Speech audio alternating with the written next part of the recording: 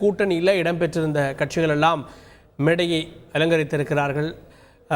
இங்கே அந்த கூட்டத்தில் பாஜக தேசிய தலைவர் அமித்ஷா மற்றும் பிரதமருக்கான இடம், அதோடு சேர்ந்து இந்த ஆட்சியில் இருக்கக்கூடிய 2 பிரதான கூட்டணி கட்சிகள் 12 இடங்களை வைத்திருக்கக்கூடிய ஒரு கட்சி, 16 இடங்களை வைத்திருக்கக்கூடிய ஒரு கட்சி, இவர்களுக்கும் பிரதமருடைய இடம் வழங்கப்பட்டிருக்கிறது.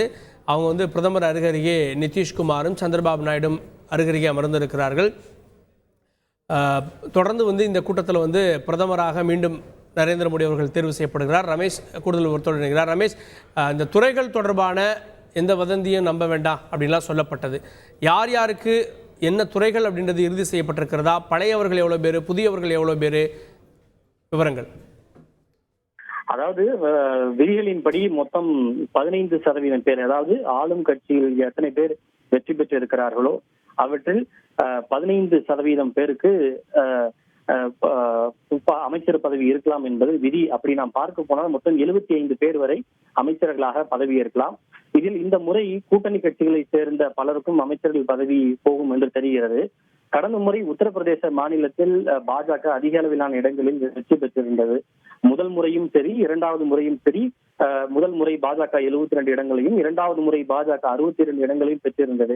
எனவே உத்தரப்பிரதேசத்தை பாஜக மிக மிக முக்கியமான ஒன்றாக கருதியதால் உத்தரப்பிரதேசத்தை சேர்ந்த பலருக்கு அமைச்சரவையில இடம் வழங்கப்பட்டது. ஆனால் இந்த முறை உத்தரப்பிரதேசத்தில் பாஜகவுக்கு எதிர்பார்த்த முடிவுகள் கிடைக்கவில்லை. எனவே உத்தரப்பிரதேச மாநிலத்தை சேர்ந்த பலருக்கு அமைச்சர் பதவி குறைவதற்கான வாய்ப்பு இருக்கிறது. ஆனால் பல இடங்களில் பாஜக புதிய இடங்களில் முத்திரை பதித்திருக்கிறது. குறிப்பாக ஒடிசாவில் மொத்தம் உள்ள 21 தொகுதிகளில் 20 தொகுதிகளில் வெற்றி பெற்றிருக்கிறது. தெலங்கானாவிலும் முன்பை விட கூடுதலான இடங்களில் வெற்றி பெற்றிருக்கின்றது. கேரளாவில் முதல் வெற்றியை பதிவு செய்திருக்கிறது. இவை தவிர அடுத்த சில மாதங்களில் சில சட்டப்பேரவைக்கு தேர்தல் வர இருக்கிறது. குறிப்பாக மகாராஷ்டிரா மற்றும் ஹரியானா மாநிலங்களில் அக்டோபர் மாதம் சட்டப்பேரவை தேர்தல் வர இருக்கிறது. அவர்களுக்கு அந்த மாநிலத்தை சேர்ந்தவர்களுக்கு அமைச்சரவையில கூடுதல் இடம் ஒதுக்கப்பட வேண்டும். எனவே இவற்றையெல்லாம் பல்வேறு அம்சங்களை அலசி பார்த்து அமைச்சரவையில் பலருக்கு இடம் வழங்கப்படும்.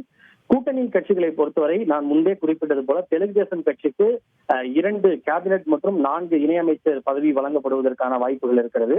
நிதிஷ்குமார் கட்சியை பொறுத்தவரை 2 கேபினெட் மற்றும் 2 இணையமைச்சர் பதவி வழங்கப்படுவதற்கான வாய்ப்பு இருக்கிறது. சிராக் பாஸ்வானுக்கு 1 கேபினெட் அமைச்சர், அதே போல ஏக்நாத் ஷிண்டேவினுடைய அணிக்கு 1 கேபினெட் அமைச்சர் பதவி வழங்கப்படுவதற்கான வாய்ப்பு இருக்கிறது.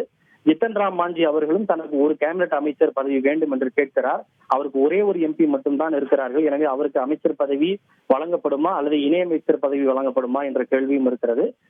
எனவே முதலில் இவர்களுடைய வேலை என்பது பிரதமராக பொறுப்பேற்க வேண்டும், பதவியேற்பு விழாவை நடத்த வேண்டும் என்பதில் தான் அவர்களுடைய கவனம் இருக்கிறது. பதவியேற்பு விழா நடந்த பிறகு அனைவரோடும் கலந்து பேசி விவாதித்து அனைவருக்கும் சமமாக பிரதிநிதித்துவம் வழங்குகிற வகையில் அமைச்சரவையில் யார் யாருக்கு இடம் வழங்கப்படும் என்பது குறித்து பிரதமரும் அமித்ஷா அவர்களும் முடிவு செய்வார்கள். அமைச்சரவையில் யார் யாருக்கு இடம் வழங்குவது அப்படின்றது தொடர்பான பேச்சுவார்த்தை டெல்லியில் சென்று கொண்டிருக்கிறது.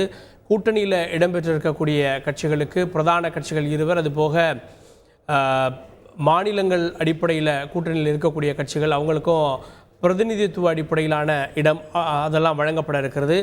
பெரும்பான்மை இடங்களை தெலுங்கானா போன்ற மாநிலங்கள் எல்லாம் கிடைத்திருக்கிறது பாஜகவுக்கு. அவர்களுக்கும் இந்த அமைச்சரவையில் இடம் கிடைக்க இருக்கிறது.